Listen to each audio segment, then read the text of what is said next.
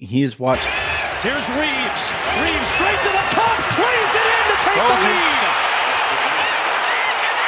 Bulls are out of timeouts. 2 seconds left. Giddey for the win.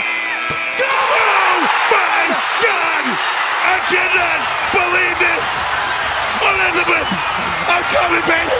Oh, Lord. Improbable. Unbelievable. Impossible. Magic Giddey. Good day, mate. Somewhere in Australia, Sydney, or Melbourne, Paul Hogan and somebody at Crocodile Dundee. Oh, Lord. I'm not sure what I enjoy more. The cool, calm shot from Giddey there, kept their arm up, left it raised, or Stacey King just saying Australia. It's like a word association with Australia. Crocodile Dundee, Paul Hogan, Melbourne, Sydney. You know. G'day, mate. G'day, Anthony. How you doing, man? How are you? You ever get a sports hangover? Have you had one of those? Absolutely, of course. I feel like I have a sports hangover right now. Like I'm it doesn't help. We've had rain for the last like 48 hours or so. And so it's just been super gloomy while the Lakers have lost, or well, they won the game before this one, but today it's like I wake up and the weather looks the way that it does, and it's like, yeah, that fits. Yeah. That fits. Just an unbelievable shot there from Giddey. Unbelievable call from Stacey King. And equally unbelievable final 13 seconds of basketball from LeBron James.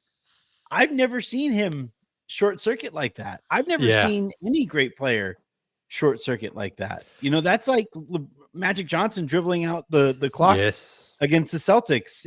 It was just crazy to watch, and obviously much less important setting, all that stuff. So I guess that's some solace that we can take, but unbelievable. And it's funny that this happened right after the comment section has been letting me have it for saying that I still think OKC won that trade. Yeah, well, that's right. And, you know, the whole game there last night, the Bulls came back from 16 down after 3 quarters, hit 9 threes in that fourth quarter. But more importantly, I mean, the run that Josh Giddey has been on since the All-Star break is just insane. I mean, in 13 games, he's averaging 23 points, 11 rebounds, 9.2 assists. So basically a triple-double, a steal and a half a game. But the biggest area here that stands out to me, because this has been affecting his career to this point. Basically, the reason he's in Chicago is the shooting and the inability to hit shots. And he's shooting 50, 50, 80 right now, 52% from downtown on 4.5 threes a game. And the Bulls now are surging up to 9th from 10th. But honestly, like that sort of play-in now in the Eastern Conference is quite interesting, because the Heat, who dropped 10 in a row, have won 3 straight. The Bulls now, 8-2 in their last 10. They've won 4 straight. The Orlando Magic and the Hawks both lost games there last night. But it sort of opens up to the point now where it's like the Bulls pre-trade deadline with Zach LaVine, it was like, this franchise is just going nowhere. And now it's like, I don't know. I mean, they're probably going to make the playoffs, I would think, from here. I certainly feel the way they've been playing, it's probably, it's going to come down to obviously them or maybe the Hawks for that 8th spot. But not only, is this recent play fantastic, but Josh Giddey is a restricted free agent. I actually saw his agent. I chatted with him here in Atlanta, Daniel Moldovan, a few weeks ago, probably about a month or so ago now. And we were talking like, what is his value? Where's he going to be? And it was sort of uncertain. But now, these last few weeks, I think Josh Giddey's made himself an absolute bag of money this offseason. I mean, it's hard to say where his market's actually going to sit. It's been difficult for guys to come by free agent money. This especially restricted free agents. We just saw it with Austin Reeves last year or a couple of years ago, where no team, they could have poison pilled the Lakers. The Spurs especially could have poison pilled the Lakers for Austin Reeves. They chose not to. So it's going to be interesting to see how the rest of the league kind of handles that, how the Bulls handle it. Josh Giddey appears to be one of the very few wins that Arturas Karnisovas has had And he seems like the kind of guy who will pay somebody for being a win for him when he's really kind of struggled. So maybe that's the route that Giddey takes to getting paid. But yeah, he's been incredible. The part that stood out to me the mostly is he is dynamic on both sides of the ball because of his ability to rebound. You mentioned how he's averaging a triple-double. And the thing with these primary creators who can rebound is they are automatic transition opportunities. Every time they get a board, he has a great understanding of how the ball is going to leave the rim.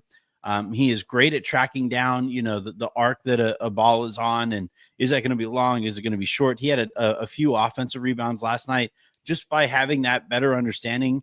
He also does that thing that really good rebounders do, where they just kind of like float to the free throw line and either make their way to the ball there or hustle back on defense or whatever. He's got great instincts for the basketball. He figured out how to shoot, apparently, which, like you said, is the biggest difference there. The Lakers had no answer for him in these two games. He was getting by the bigger guys, and he was muscling the smaller guys that they put on him. Great feel for the game as well, as far as assisting other players. He's young too, right? Like he's that's the other restricted. part. Yeah, that's what the Bulls love. Yeah, so I would imagine that the Bulls will do whatever they can to get the number wherever he and his camp are comfortable with it, to be able to sign him to a long-term contract.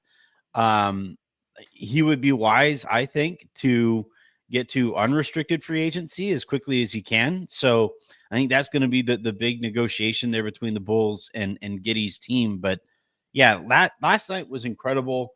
I'm going to play that again just because I think we like Stacey King. Yeah, deserves so much credit. I also have to I have to go run in the 38 seconds that this thing is going to be on. My son is climbing all over stuff in his room that he should not be climbing on. So I'm gonna play this, hustle over there. He wants to watch it off again. of the ledge that he's on. Like, Miles, don't jump. The Lakers might be okay. Here's Reeves. Reeves straight to the cup. Plays it in to take the lead. Bulls are out of timeouts. 2 seconds left. Giddey for the win. Go! Oh my God! I cannot believe this! Elizabeth! I'm coming, baby! Oh, Lord! Improbable! Unbelievable! Impossible!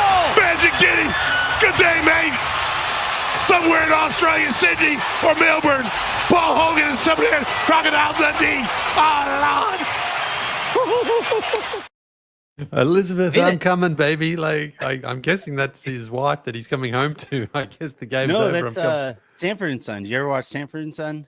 No, I didn't know. Oh, it's an old sitcom. And yeah, the main character would always, like, if he was put under duress, he would hold his chest and, oh, here I'm coming. I'm coming, Elizabeth. I'm coming home. Right. Elizabeth is his right. his gone wife. And no, it was unreal. That shot. Here's the funny thing. The Reeves makes that layup, and I'm like, I look at the clock. I'm like, all right, 2 seconds left. Should have this one tied up. And sorry, I'm out of breath. I just ran across the house. But I watching the game last night with my wife, who is like, because of the Luka trade, Jen is now interested in the Lakers. So that's been kind of nice. But the ball gets inbounded. I think it was Patrick Williams. And I'm like, cool. Let him do something with it. Yeah. That dude can't shoot. And he's 80 feet from the basket. Let him handle the ball. Then Austin sprints over to guard Patrick Williams, and he leaves Giddey wide open. And I'm like, oh, no. Because after Giddey gets the ball, and Lee, you've seen this. You've covered the NBA for long enough. All these guys practice trick shots after every practice. All of these guys, especially the guys who were super skilled and super talented. You see Luka's, pre-shot routine. You see Steph's pre-shot routine. You see LeBron shooting from half court all of the time. It's the most fun shot to just kind of mess around with is the half court shot. These guys have been shooting that variety of shot where you just dribble up to half court, you gather and you let it fly. He's been shooting that shot since he could reach the rim from half court. All of these guys have been. And these guys are so effing good at that shot. So I see him get that free walk up to half court, and I'm like, oh no, come on, no, somebody's gonna stop him. Like somebody's gonna stand in front of him, right?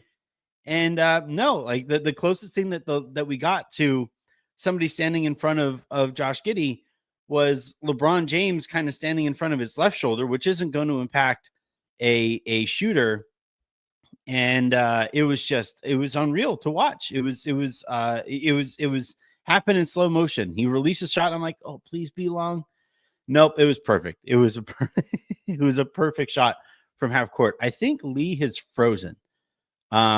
So those of you, by the way, those of you who have been in the comment section from last week's show, pull up your receipts, because I said in last week's show that I still think OKC won the deal.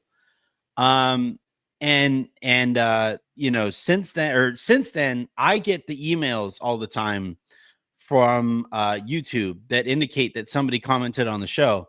So I've been getting the emails here from people saying, "Oh, you idiot. I can't believe you still think OKC won the trade. How dare you? How dare you?" To those of you who commented there, run your victory lap.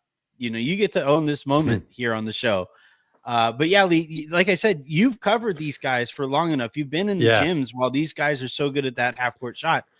I had a good feeling that shot was going in as soon as Josh released it, because that's exactly the kind of shot all these guys shoot all the time. Well, they do, and there's usually like $5,000 or $10,000 on those sort of shots too at the end of practices. So that's why there's a bit more of an incentive for them to go out there and launch them, because if it's like at the end of practice you got 10 grand with one of your teammates on a half court shot, guys are trying to make them. But I also think that Josh, the key here there as well was he didn't put sort of too much effort on it. He just sort of let it fly, let the momentum of his run up there carry him, and he launched it, and it went in just clean. And again, like there's some really cool photos of him arm raised with the ball before it's even gotten close there to the basket. It looked good as soon as he shot it. Oh, it looked good as soon. And he was struggling with his free throws. He was getting really frustrated in that game. He was at the free throw line and he almost airballed one. He went 5 of 9 from the free throw line. So he went 4 of 9 from 3-point range. So he was shooting fairly well. But the free throws to me usually indicate like how a guy feels. You know, I can always tell when Giannis is beatable is if he misses a couple free throws early in the game, especially short, he's not going to want to get to the free throw line later in the game. And so I was watching Giddey shoot his free throws, and at one point he walked all the way to half court, shaking his head because he just couldn't believe how poorly he was shooting the ball from the free throw line. So I'm like, but the funny thing about these shots, Leigh, and Stu Lance always talks about this on Lakers telecasts, how the best thing that a shooter can get is a shot at the end of a shot clock, because you can't think about it. That's it's just 100% right. Yeah. You just you're in rhythm. You got to put a good stroke on the ball, and there's nothing else is going on. Nobody else is in the gym with you. And I really kind of feel like even though Giddey was kind of struggling with a shot from the free throw line, that's exactly what that shot was. It was just like, I have to shoot it. It's not like I'm not going to shoot it. Yeah. And he put on a great stroke on the ball. It reminded me a little bit of the way that Steve Nash used to shoot his half court shots, where a lot of times guys will use their offhand a bunch, you know, like, so that you'll see their like thumb kick out, and they'll really release that second hand. But Nash would just shoot it exactly how he used to and just utilize that forward momentum so that you're still putting a one-handed stroke on the ball. And that's exactly how Josh Giddey shot that ball last night. And it was like, as soon as he shot it, I'm thinking, unbelievable. The Lakers just lost this game. Like, I'm not kidding. Jen's obviously at work, but we were watching the game together, and Josh got that open look. And the other thing that drove me nuts too is all of the Lakers were running away from him. It's like, That's the only guy who can hurt you in this spot. That's the only person.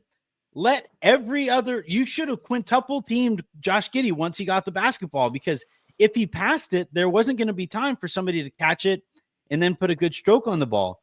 Everybody should have been blitzing him, and everybody's kind of like wandering away from him. And I'm like, what are all of you doing? And the Lakers paid for it. The Lakers absolutely paid for it. Yeah, I mean, look, you'd still take the chances, though, wouldn't you? You know, for a half-court shot, because it almost never happens. It certainly has never happened in his career before. So it's one of those, you know, flukish moments in that sense. But I just think it was great because it wasn't just that one shot. I mean, the Bulls had to come back from, you know, multiple possessions down under a minute to go. And that's what sort of made it hilarious. You mentioned there the LeBron, the LeBron bad pass that Giddey got out to Kobe White, who hit the three after Patrick Williams had already hit the three. And then even Austin Reeves, I mean, he basically got an uncontested layup there as well. Giddey came over, but a little bit late. So the Lakers, I mean, I haven't looked at it, but if you look at the worm tracker or the score tracker on ESPN, odd tracker, the odds must be the Lakers 99.9%, and then it must just plummet down to you know, to 0%. So, but you know, it is great because I mean Brian Windhorst was saying, you know, Giddey's value starts at around 30 million for a starting point guard. Honestly, I think he's boosting this up to, you know, 45 million as a starting price based on not just last night's game, but recent play. And again, he's a restricted free agent. Teams are going to look at him for the things that you mentioned there. The shooting is still somewhat unreliable. Like he certainly isn't a good patch right now. But those other things that he does really well, and he has done for his entire career, is rebound and then start the transition, and he can make those passes in transition. So, you know, those are the sorts of areas that I'm sure, will be focusing on when the negotiations begin. Is like, you know, he's got that ability. It's not dislike Russell Westbrook in his triple double days, where, you know, Westbrook would get the ball and fly down the court. Now his shooting was always somewhat susceptible, but he had a bit more athleticism and power to get to the rim. But that's kind of thing. If you can surround Giddey with the right shooters and the right players, then you can utilize his ability to get in transition from immediately grabbing the rebound. So it's interesting. I mean, the cap's going up as well. I wouldn't be surprised if he does get a contract starting around 40 million with, you know, finishing over 50 million if he gets the 5-year extension there. So we'll see if the Bulls want to pay out. But yeah, great moment there last night. I mean, everyone just sort of loved it. I love the camera shot too of the Lakers guy who was just there, just disbelief, you know, like, just like unbelievable. It reminds me of it reminded me a little bit of I'm going way back here, but the 1999 Champions League soccer final was Manchester United versus Bayern Munich. And Bayern Munich scored early, about, I don't know, probably 10 or 15 minutes in. They were leading 1-0 all the way up into injury time of the second half. And Man United scored twice in like a minute and stole the Champions League final. Like, it was the same thing. Like the predictability odds and all that would have had Bayern Munich at 99.9%. And I was in a bar in England, so everyone was cheering for Manchester United, but there was one German lady who was like just, you know, stomping champs. You know, she was really happy for so much of the game, and then she just stormed out of there when Solskjaer hit the game winner. Here's a win probability. I was able to find it. So here's how that game went. Yeah, exactly. Yeah, right. That's that is unbelievable. I mean, 100% they were at there for like, you know, they were at second half. I think they always have to keep it at like 99.9%. Because you just never know when LeBron James will completely forget how to play basketball and pass the ball to the wrong team. It was well, they probably got complacent there too, thinking, you know, it was still, they had the ball, they were leading, so they had a possession, and it's like, all right, then they're not going to steal this one from us and hit 2 threes in 5 seconds or whatever, and they did. So it was great stuff. Great stuff, well, man. I likened it. My daughter is now old enough when she eats like a snack. She's now old enough. I've told her you can go put whatever wrapper, bag of chips that you just ate, banana wrapper, whatever it is, throw it away. Whatever you're done eating, throw it away. If you're eating in a little Tupperware bowl, put it in the sink. And she has picked up the super fun habit of walking that item all the way to the trash can and then putting it on the counter next to the trash can or on the ground next to the trash can. Yeah. Like the Lakers did everything that they needed to win this game. They got right there to the trash can and then just threw the banana peel on the ground. It was right there. You're right there, just winning a game. Yeah. Oh man. Well, it was funny when I was getting ready for this morning. I thought, I wonder how Anthony will feel about it. I mean, game winner the night before, game winner the night before, and fantastic. On the other end of it today. But anyway, great stuff there from Giddey and the Bulls. Fairly decent sized announcement yesterday that the NBA is moving forward with FIBA on plans for a new Euro basketball league.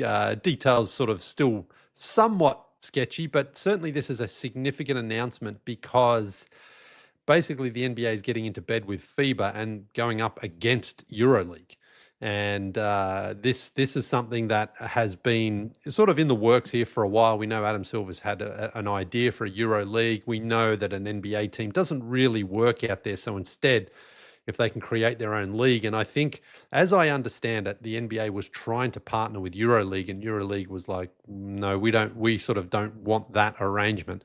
Now, FIBA and EuroLeague do not get along. They've had a long history of fighting and not finding agreement on things. And so I guess what happens here is that the NBA and FIBA decided, well, if EuroLeague won't let us in, we'll just create our own league. And I think this is something that's probably quite alarming to EuroLeague, because if the power of FIBA and the NBA can get together, I think what they're going to do, and apparently they've already agreed somewhat with some of the big European soccer powerhouse teams, Real Madrid, Bayern Munich, Barcelona, apparently Manchester City is involved. And they're trying to use these big football teams as kind of like a way of building the team underneath them. So they've already got an established, ownership group and a leadership group there. They've got money. They've usually got arenas or they're close to it, or they'll renovate or upgrade or build new ones. But I think it's basically the NBA and FIBA are going to try to bully EuroLeague out of existence here, and getting Real Madrid and Barcelona, again, it's not official, any of that stuff, but certainly it was going around in the press releases yesterday. This threatens to be a huge competition and something that is likely, to be the biggest challenge to EuroLeague survival. What are your thoughts on it? Well, my first thought yesterday was the Lakers had just waived Cam Reddish. They had just waived Cam Reddish to guarantee Jordan Goodwin's contract for the rest of the year. So my first thought was like, oh, Cam Reddish can still be an NBA player if they expand all the way to Europe. So, congratulations to Cam. But I do think, the NBA, they're obviously considering domestic expansion as well. Seattle and Vegas seem like the two likeliest teams to get a new, or two likeliest cities to get a new team in an NBA team proper. But that said, I think the NBA has recognized there's this entire market that is absolutely blooming in Europe and abroad. And the NBA has always kind of prided itself on the fact that it is this global sport. It's the next closest thing to soccer that exists out there, in that it's popular in the States, and then it's also this hugely popular sport outside of the States. And it's the one advantage that it has on the NFL. The NFL has been trying for years to gain a foothold in Europe. Unfortunately, the thing that they're, I think, running into is that it's called football, and football means something very, very different there. So, but yeah, I think the NBA kind of sees, they've prided themselves on this global expansion. They've put so much work and effort into becoming this global sport and boosting basketball's popularity around the globe. But the NBA has never really benefited from it directly, consistently. And I think this is the surest way that they see to actually benefiting from this global expansion directly. And Adam Silver is I think I have my issues with the way that he runs the sport here and his instincts for the sport here domestically. But I don't think one thing I don't think we can question about Adam Silver in any way is his ability to generate funds and generate revenue for the sport. And I think he sees this as the best opportunity for the NBA to completely open up a revenue stream that they have not touched to this point. And the investment revenue too, they'll allow this Yeah. to come from like the Middle East. I think that's the real key absolutely. here. That's a great This point. is the way, because foreign ownership is limited to 20% of NBA teams, and I doubt that's going to change anytime soon. I don't think the league really wants to go down that path. I think they want to try to keep it as American based as possible. So this is a way of unlocking some of those funds, again, especially Saudi Arabia, Qatar, the Emirati area. They've got just, endless resources and funds out there, and they're looking to invest into the game. And so this is the other thing that threatens, I think, EuroLeague, is that if FIBA and the NBA just basically open up and say, we want $500 million investment from everyone, they'll be able to get that pretty easily from those places. And so then what that does, and this is how I sort of tie it all together, if you've already got Real Madrid and Bayern Munich, well, then if you can get those Greek teams and the Serbian teams, and again, you do it by saying, well, EuroLeague's paying you this much, we'll pay you a little bit like the Live Golf did, we'll just pay everyone $15 million to come to our league, then it's going to put EuroLeague out of business, potentially, because they certainly don't have those sorts of funds. So the only way they can really fight back themselves, I think, is to do the same thing, is to open the investment to where the money is coming from. But that's the way I also, Lee, you have a bunch of NBA superstars who are going to be billionaires off of their NBA earnings alone. And a lot of them are coming from, Giannis with Greece and Jokic, right? I think Jokic has the biggest contract ever in NBA history still. Yeah, probably, yeah. So if they invest into a Serbian team, I'm sure he would be down to invest in it. It's going to be interesting to see if they open up the ability for these players to invest in some of these teams abroad. And if they do, what kinds of roles that's another opportunity that, again, EuroLeague kind of has. I believe that there are some players who are invested in some teams out there, but it wouldn't be the direct one-to-one relationship that I think they could possibly have with this kind of opportunity or venture. Yeah, well, and the other thing is, if this becomes a sort of development league for the NBA, then you can see those players. Honestly, Cam Reddish is a good example. He's not getting playing time. He hasn't really been able to hang on there in the NBA, but he could go out there and earn big money. And again, you go and play in a city like Berlin or Munich or Madrid or somewhere like that and get paid almost NBA money. I mean, it's going to strengthen that league, and it's going to, again, just draw more and more players to want to go and play there. So it's certainly a flex here by the NBA and FIBA to sort of work together. I'm excited to see how EuroLeague responds, because what they have established is fantastic. I think I've been in the last two Final Fours. It's a great league and it's a great competition. The one thing I always sort of heard whispers about was, like long-term financial stability. And apparently the Saudi Arabian sports, government there looked to buy a huge piece of EuroLeague, reportedly worth around $1 billion. I don't believe that went through, but now it'd be interesting to see if that offer's even still on the table, because this new league, I think, just sort of is where they're going to be more. It's going to be more appealing to them to go and invest and to be a part of. So, and apparently as well, according to the press release yesterday, or the notes that were going around, could start as early as next year.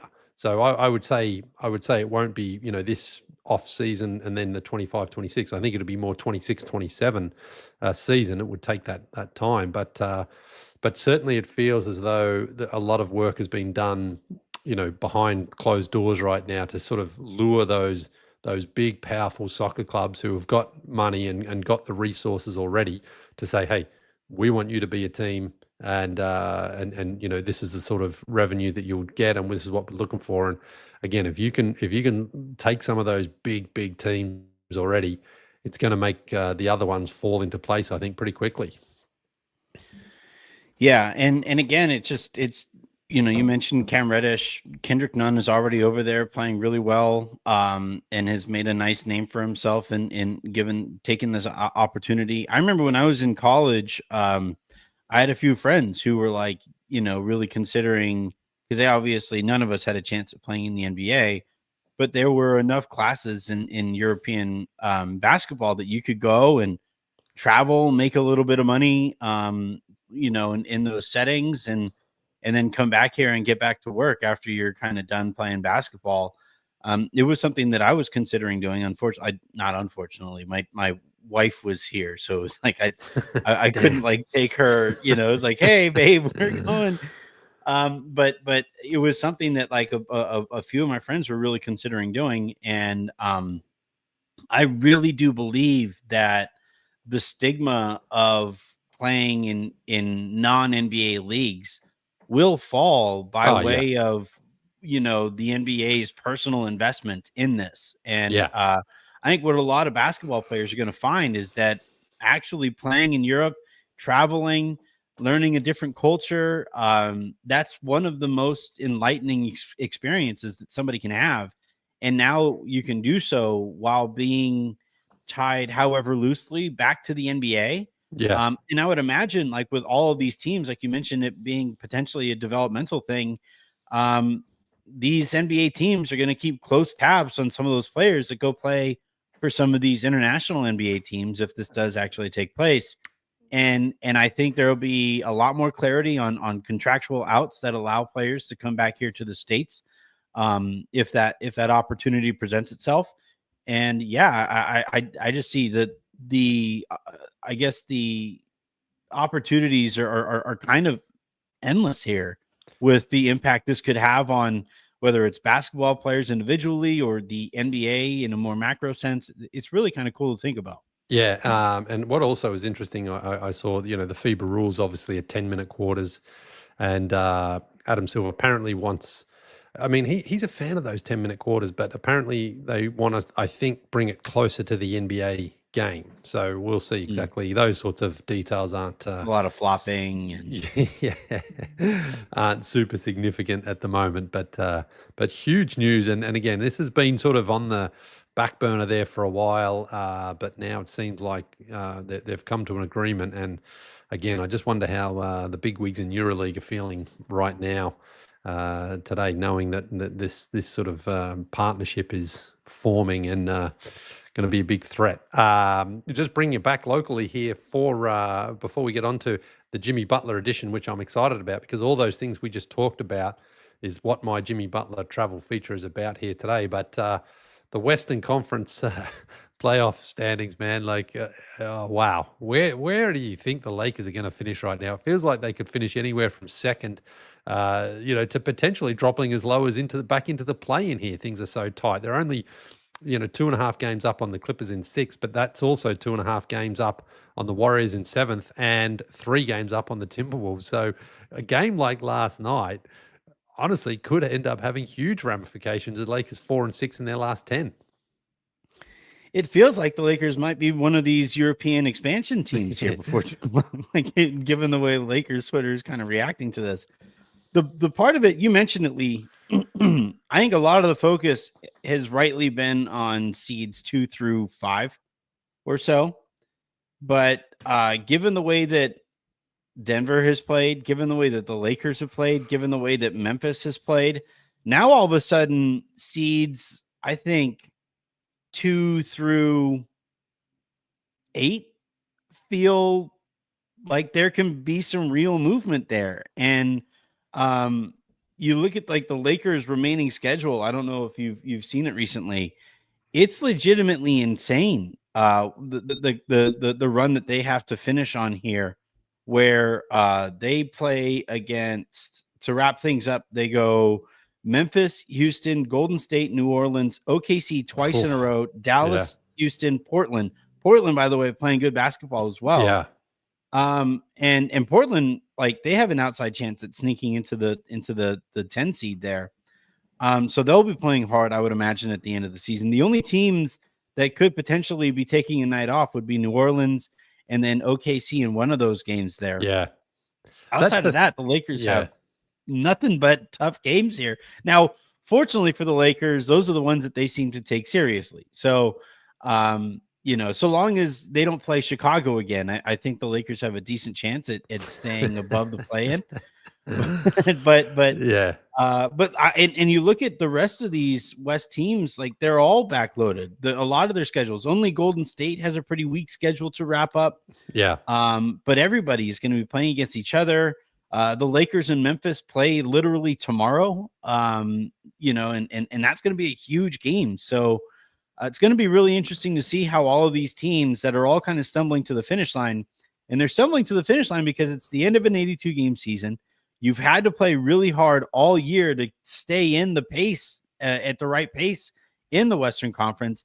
And now your reward for it are a bunch of games against the teams that you're competing for seeding while you're exhausted and everybody is exhausted. I'm really kind of wondering how the Lakers balance and everybody balances rest and recovery compared to seeding and winning some of these games, gunning for wins here at the end of the season to avoid the play-in, avoid OKC if possible, like all of that stuff. It's like the West. I really think, Lee, we're going to see this entire picture reshuffle a few times over by the end of the season. Yeah, and yeah, that's right. The Thunder now have locked up the number 1 seed. So I don't think they go completely take their foot off the gas because I believe it's better to still compete and still play. Now, certainly, a game maybe here down the stretch they take off, and because they've got back-to-back against the Lakers, perhaps they do. But overall, I sort of feel when you're a team like the Thunder that's unproven still in the playoffs, you just want to keep playing good basketball. You don't want to sort of say, well, we can cruise from here and then turn it on when it comes playoff time, because there is a chance you could still face the Lakers in that first round. I mean, it's unlikely, but it's possible. Certainly it's possible in the second round, depending on how things go there. But, someone, I think it was Kirk Goldsberry, was putting around the other day as well, like, if the NBA adopted a Sweet 16 format, so then you basically combine the two division or two conferences would be great. But the other thing here is you've got the Warriors and the Wolves, 9 and 10 games over 500, whereas the 7 and 8 seed in the East, 3 and 4 games below 500. And that's one of those things that I've talked about forever, is like, it just doesn't make sense still that, a team like the Wolves, could potentially miss the playoffs here and have a record, 12, 13, 14 games over 500, whereas a team in the East could be 5 games below 500 and still make it. Like, that's the other area that I wish the NBA would address and say, okay, we're going to have certain rules after the 6th seed, where if some team in the other conference is 10 games over 500 and you're 3 or 4 games below 500, they get your spot before the other team. Because it just drives me crazy still how you can be, just because of the geographical location of where you are, can determine whether or not you get a shot at the playoffs. I mean, teams deserve it. So I don't see that changing or happening anytime soon, but it's one of those just things that still frustrate me about the league, that they don't look at things like this. And Kirk's tweet the other day about the Sweet 16, I love that as well, because it's not these days, the travel is not a factor in terms of like, they say the Lakers have to play the Hawks in the first round. Well, okay, they'll be fine. These guys are flying around all year round anyway across multiple times. There's a difference between playing the Hawks and playing like Minnesota. Oh, exactly. So I would love to see that too. I think that would be great for the NBA to be like, right, we're going to pair it off now. So the Thunder versus, probably the Hawks in the first round, because that's how it should work. People always, well, not always, but some people say, well, divisional rivalries are still a thing. And I think rivalries come about because of the playoffs and what happens in the playoffs. Now, if you happen to be in the same division, sure, but it's more about, what happens when you meet teams in the playoff. That's how you build rivalries. Very, very few teams have a regular season rivalry because it doesn't mean as much. It's what happens in the playoffs, So I would rather just see it like that. But again, I one step at a time here. Well, the problem is you have these owners in the East that can shoot for mediocrity and can maintain their, like the Pacers have basically mastered competing while avoiding the luxury tax at all costs. And so if you're a Pacers fan, you'll probably never watch your team win a championship, but you'll probably also never see them fully tank out. So is that something that you're like looking forward to? But in the East, so if you're an owner and you own, say, the Atlanta Hawks, and 35 and 38 gets you a 7 seed, now you're guaranteed one home game for the play-in, and then you're also, I would say, probably fairly likely to make the actual playoffs. So you get that playoff revenue as well. And so I think the NBA needs to do more to hold some of those owners in the East, their feet to the fire, and say, no, you guys, we've hard capped the teams at the top of the market with this second apron. This new CBA is going to legislate parity in ways that we haven't seen before. We're doing everything that we possibly can to make it so that you guys can compete. I would say there should be a penalty for never going into the luxury tax. If you never go into the luxury tax, in a 5-year stretch or a 10-year stretch, whatever it is, because some of these teams are going on like 30-year stretches of never going into the luxury taxes. If you completely avoid a luxury tax for as long as some of these teams have, you don't get your share of the revenue sharing checks. And because that's Leigh, I think that's where we're running into. These teams, these owners, they look at their teams, are like, wait, in the East, I only have to win like 35 games. That's it. Yeah. Oh, I can field that roster. It's super cheap too. And if you're a fan of one of these teams, I'm a fan of the Vikings for the NFL. I know I will probably never watch my favorite team win a Super Bowl. And it's kind of a crappy experience or existence as a football fan. And that's how, if you're a fan of the Hawks, you probably feel that way. If you're a fan of the Pacers, you probably feel that way. If you're a fan of, now Chicago too, Charlotte, Brooklyn, Washington, there's far too big a chunk of the Eastern Conference where those fan bases look at their teams every year and like, well, I hope we're solid. Not, hey, maybe we could win a championship. It's, well, maybe we could win a playoff series this year. The NBA has to do something about those owners. Yeah. That's an interesting little quirk. Okay, if you don't go into luxury tax, we're going to fine you for not going into it. Yes. One way or another, you're paying us. It's like the mafia. Like you pay us either for, nice for team protecting you. You pay us for protecting you, or it's you don't. But oh man, it's a way to do it. Okay, so moving on. Talked about this a little bit off the top there, and really, really cool chat I had with Jimmy Butler last week when the Warriors were in town. Because one thing I love in the off season is watching Jimmy Butler's travels. He goes all over the place. It's a big part of his life. He's been to Senegal and Mexico and Ecuador, Brazil, Argentina. And after the Hawks and Warriors game, just in the media scrum there, I was there and he was answering games about the questions. And I thought, I want to ask him about that stuff. And wondered if, sometimes guys are in game mode and they're not really interested in talking beyond that.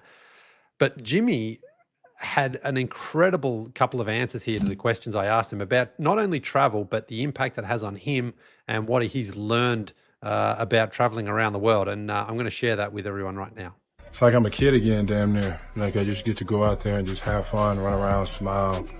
It's never really as important as these NBA games are. So I just go out there and try stuff.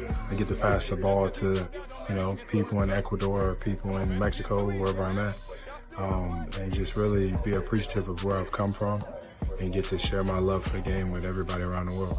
It was great, man. I mean, as everybody probably knows, football is my favorite sport. And the atmosphere there at Boca Juniors was off the charts. It was really fun. I try to go, kick the ball around as often as I can as well. Now that I got Giddey on the team, he's my football buddy. But everything that I take from these foreign countries helped me in every aspect of my life, just to be more appreciative and realize that that America isn't the only place. I'm grateful for all the time I spent everywhere else. Yeah, that was I found really, really interesting stuff, and I can relate to him in so many of those aspects. Like obviously not in the NBA pro basketball side of it, but just shooting around, having fun, and what it means to travel, and just how much you learn. And Jimmy, he's got a reputation for being a little bit of a malcontent and things like that. But hearing someone speak like that, and hearing the tone of their voice and the passion with which they speak, I think can really change, the reputation somebody has. And also, again, considering, you and I have talked about this a lot, I think one of the challenges of, not just America, but certainly as a part of America, is that not enough people have experienced or are aware of the outside world. And a lot of that is the education, and a lot of it is various other factors. But when you have someone like Jimmy, who has got all the money in the world and all the luxury in the world, he goes there and he just be's a tourist like you or I would be, and he has fun, he plays basketball, and he uses these experiences. Now, he definitely gets some other advantages as well. He gets some private tours and things like that. But I think for the most part, he just shows how he at the end of the day is just a curious traveler, like so many of us are out there, and is humbled from his experiences. Yeah, I can never, the quote I always come back to is the Anthony Bourdain one, where he says, go to a pub, order the cream sauce, have a chat with your bartender, all that stuff. Yeah, we have it pretty good here in the States as far as, the offerings and stuff like that, but there is no substitute whatsoever for getting outside of our borders and going and going to a city that where you don't know anybody, and just understanding that those people that you meet in those countries are happy to have you there, especially for somebody like Jimmy Butler, right? Who, he's a huge human being. So most people, like, when he walks in, it's like, okay, especially if he walks in and he has a security detail as well. So like, people are going to be able to put two and two together that he's probably fairly special. And then somebody's going to say, oh yeah, that guy plays in the NBA.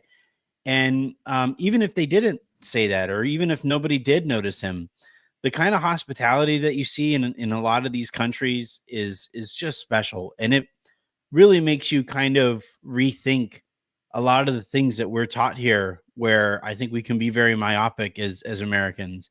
And this whole American first agenda is it's maddening to listen to, because you look at the people outside our borders, and they're people just like us, and they're happy to have us wherever it is that we go, so long as we respect their cultures as well when we show up. And going to my favorite thing, Leigh, is asking waiters and waitresses when I sit down at a table that I've never been to before, hey, what's good?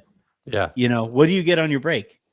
Or whatever it is. Out here, everybody eats Tex-Mex, and it's a crime against the food world, Tex-Mex is.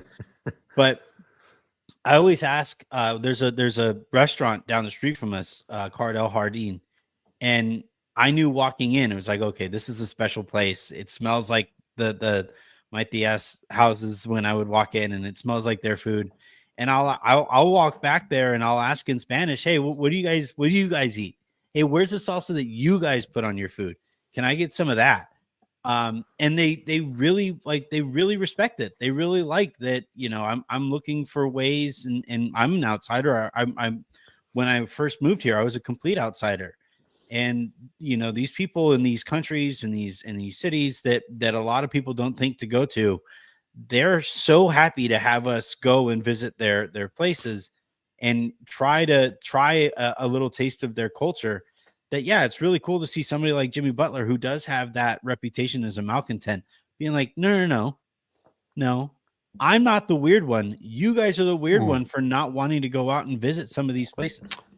Absolutely. And again, I mean, when you're an athlete, you live in a sort of goldfish bowl, like everyone's just watching you and they take everything from the way you are on the court or how you deal with the media as a sort of, as a way of showing what type of person you are. But so many of us, in fact, all of us have got layers, and at different times we are different people. And I think that, I think that again, if you were to live your life in the media spotlight, like, athletes and movie stars and celebrities do, I mean, you sort of have to put on a mask at times and be a certain way. But when you can be yourself, and you do that again through traveling and going to different places and exploring, you see a different version of the person. And I have to say, I thought that interaction there and that exchange I had with Jimmy was one of my favorite ones, because it felt like I was talking to just any other backpacker, when I've been in places and you're in a hostel and you start chatting with someone and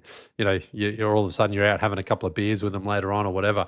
I was like, man, I'm talking to a dude who, like, again, I could never obviously achieve his level of basketball, but in terms of a traveler and as a curious human, it's like, oh my God, we're on the same page here. And that was really, really cool. And again, these sorts of things, like, I don't really plan them as much. I'm like, I knew I wanted to ask him some questions, but you couldn't do a pre-game. Of course, he doesn't really do the media then, which I respect. And then post-game, they had a loss, and there's the traveling media asking game questions. I'm like, oh man, is he going to want to talk about that sort of stuff? But instead, it felt like, man, he was more happy to talk about that stuff than the game. Absolutely. And that's what I really take from it, is like, the guys are interested in talking about stuff that doesn't relate to basketball directly. Yeah, absolutely. On that note, I think we have some show news. And it's for this reason that I really want to. So essentially, unfortunately, we are shuttering Basketball Passport as it exists on its own RSS feed, on its own YouTube channel. It just hasn't taken hold in ways that we would have maybe hoped when we first set out and doing this. But because of the stuff that you just talked about there, Leigh, being able to talk to these athletes and have them tell these stories, watching his face, his eyes light up, right? And it's not just Jimmy Butler. You've played clips from Bogey. You've played clips from any number of athletes who you ask about, Panathinaikos, or you ask about, whatever the Red Star Belgrade rivalry and all that stuff. And you ask these people about them, and their eyes light up because they want to tell those stories. And I want those stories to continue. And I really enjoy talking basketball with you. It just, we're doing it for free here, and we would like to be able to get paid. So what we're going to be doing is moving Basketball Passport to the Lakers Lounge greater community. And it'll be Fridays, and it'll be the same conversations that we've been having here on the show, same vibes, all of that stuff, a little bit more Lakers centric, but it's impossible to avoid the Lakers anyway. So I don't think even that changes all that much. But I don't know if you have anything to add, Leigh, on this front, but that's what's next. Yeah, that's it. So we'll keep doing it, just in a slightly different format, really. So I mean, you basically summed it all up there. So be good to be part of the Lakers Lounge team. I'm lucky. I've still got my team. I've still got my banner there from the 87. There it is. Yeah, that's from the 87 championship. So I've still got that. That's, man. I'll have to bring that forward, though. Maybe not have it behind the ball there. Well, we could frame it however we want. It'll be again the same exact vibes of this show. It'll just be moved to a place that has its own kind of built-in audience already, and that's kind of what we're aiming for. So, to those of you who did follow and subscribe to the show, thank you guys a ton. To those of you, you know what? I'm going to keep the Basketball Passport email alive. Oh yeah, that's still going to be there. If you guys have any questions, you can continue to send them to basketballpassportpod@gmail.com. It was way too funny a bit for us to leave behind. So that's coming with us. We're taking that. It's like when you get fired and you take the company mug just to break outside the building. That's what I'm taking with us. Nobody's getting fired or anything like that. We're just moving the show. We're moving the show over to that community, and it'll be once a week rather than the twice a week that we've been doing it. So on that note, Leigh, do you want to take us out of here? Wow, that's a good one. I don't think I have an outro here, but yeah, thanks everyone. We'll see you next Friday around the same time.